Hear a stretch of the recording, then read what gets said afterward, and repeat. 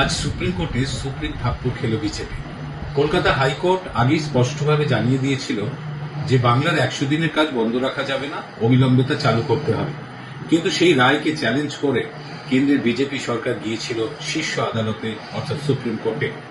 আজকে supreme court সেই মামলা খারিজ করে দিল। অর্থাৎ মানুষের অধিকারের প্রশ্নে বিজেপির আবার আইনি পরাজয় ঘটল সুপ্রিম কোর্টে।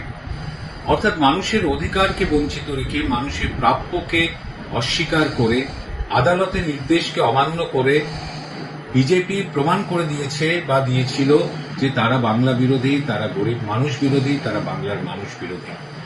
অর্থাৎ দিল্লির এই জমিদারদের আজকে আইনি পরাজয় ঘটেছে, আগামী দিনে গণতান্ত্রিকভাবেও তারা পরাজিত হবে।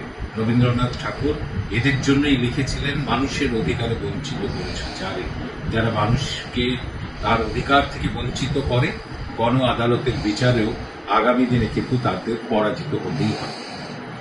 বাংলা হান্টের আরো খবর দেখতে নজর রাখুন। বাংলা খবর মানেই বাংলা হান্ট।